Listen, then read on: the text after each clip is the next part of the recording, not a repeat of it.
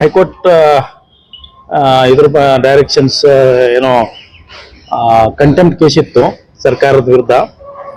ಅದು ಮೊನ್ನೆ ಡಿಸ್ಪೋಸ್ ಆಗಿದೆ. ಮೇ 31 ಇದನ್ನು ರಿಸರ್ವೇಷನ್ ಲಿಸ್ಟ್ ಅನ್ನು ಕೊಡ್ತೇವೆ ಅಂತ ಹೇಳಿ ಅಂಡರ್ಟೇಕಿಂಗ್ ತಗೊಂಡಿದ್ದಾರೆ ಸರ್ಕಾರದವರು. ಅದು ಕೊಟ್ಟ ತಕ್ಷಣ ನಾವು ಮಾಡ್ತೇವೆ. ಮತ್ತೆ ವೋಟರ್ ಸ್ಲಿಪ್ಸು ಎಲ್ಲ ನಾವು ಜಿಲ್ಲಾವಾರು ಜಿಲ್ಲಾ ಚುನಾವಣಾಧಿಕಾರಿಗಳ ಜೊತೆ ನಾವು ಇದರಲ್ಲಿ ಇದ್ದೇವೆ.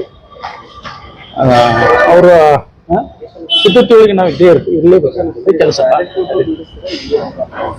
ಅದಿನ್ನೂ ಚಿಂತನೆಯಲ್ಲಿ ಇದೆ, ಚರ್ಚೆಯಲ್ಲಿದೆ. ಇದೇ ತಿಂಗಳಂತ ಹಿಂಗೆ ಅಂತ ಹೇಳಕ್ಕಾಗಲ್ಲ.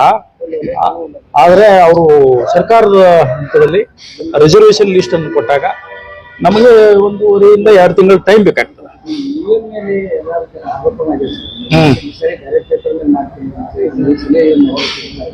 ಅಂದ್ರೆ ಚಿಂತನೆ ಇದೆ ಅಂತ ಹೇಳಿದ್ದೆ ನಾನು. ಬ್ಯಾಲೆಟ್ ಪೇಪರ್ ಕೂಡ ಮಾಡಲು ಒಂದು ಚಿಂತನೆ ಇದೆ ಅಂತ ಹೇಳಿದ್ದೇನೆ. ಇನ್ನು ಫೈನಲ್ ಡಿಸಿಷನ್ ತಗೊಂಡಿಲ್ಲ.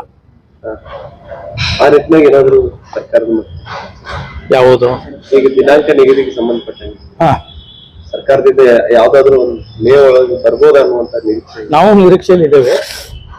ಸರ್ಕಾರದಿಂದ ಬರ್ಬೋದು ಅಂತೇಳಿ. ಯಾಕಂದ್ರೆ ಈಗ ಅವರು ಬಜೆಟ್ ನಲ್ಲಿ ತಯಾರು ಮಾಡೋದ್ರಲ್ಲಿ ತೊಡಗಿದ್ರು. ಹೀಗಾಗಿ ಅಧಿಕಾರಿಗಳು ಕೂಡ ಅಲ್ಲಿ ಭಾಗವಹಿಸ್ತಾ ಇರ್ತಾರೆ.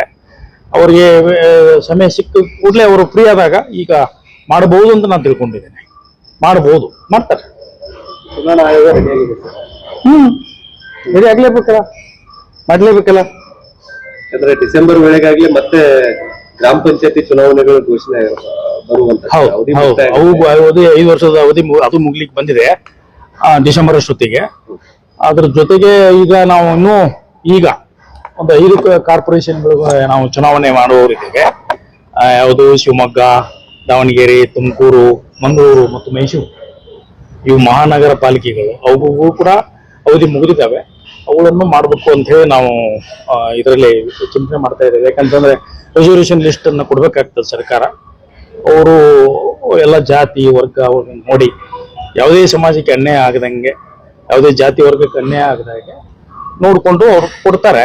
ಕೊಟ್ಟ ತಕ್ಷಣ ನಾವು ಡೇಟ್ ಅನ್ನ ನಿಗದಿಪಡಿಸ್ತೀವಿ. ಯಾಕಂದ್ರೆ ಒಂದು 6 ತಿಂಗಳ ಅವಧಿಯಲ್ಲಿ ಬಹುತೇಕ ಒಂದು 2-3 ಚುನಾವಣೆಗಳು ಬಂದ್ಬಿಡ್ತಾವೆ. ಹೌದು, ಎಷ್ಟು ಸಾಧ್ಯಕ್ಕೆ ಜಿಲ್ಲಾ ಪಂಚಾಯತಿ ಬೇಗ ಮುಗಿದ್ರೆ ಮತ್ತೆ ಮುಂದೆ ಅನುಕೂಲಗಳು.